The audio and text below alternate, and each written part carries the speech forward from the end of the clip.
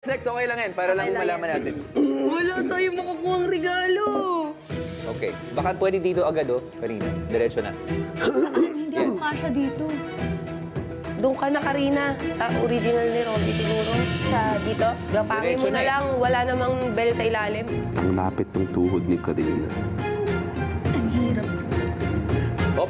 Sige lang. Wala. Dahan lang. Okay.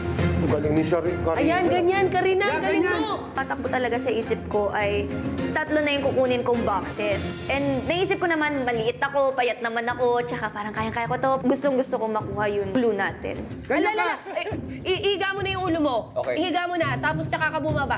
Op, galing. op, Sige na, op, sige na. op, Ang galing op. Yan, mo. yan. Loy! Yan. Na! Go, go, Ang go, galing go, go, mo! go. Lagay ni galing. Karina. Alam mo, ganyan ka na lang habang buhay.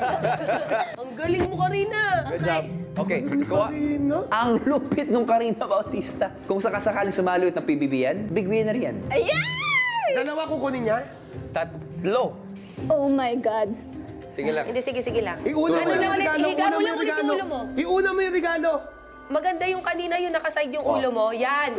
Ako na pala naglampaso ng sahig na. Oo, buti na nalinis mo eh. Hindi, sanggain mo na yan. Walang bell yan. Delikado eh, baka mapagalitan tayo. Hindi, walang bell. naman, oh. okay Makinig lang. ka sa akin, Karina! Eto na nga! Okay lang. Naiinis ako Hindi sa'yo. mo na nga nagawa, ikaw magalit! Pwede ka na, ikinit!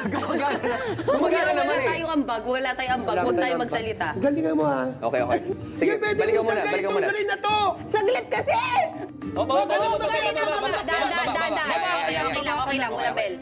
Op. Wala. Wala. Op. Yan, baba. Sige lang. Op. Higa ka. Yung ilang Yan. paso mo Ilang yung... minutes pa po? Okay. Okay. Yan, good job. Baby girl. Aray ko, Opo. mahirap pala. Ang galing mo. Ngayon, Karina, bumalik ka doon. Ang hirap ng ginawa niya. Yung talagang isinadsad niya yung buong katawan niya, pati mukha niya sa simento para lang makaligtas doon sa mga yarn. Na-deliver niya. Grabe yarn. Ganun.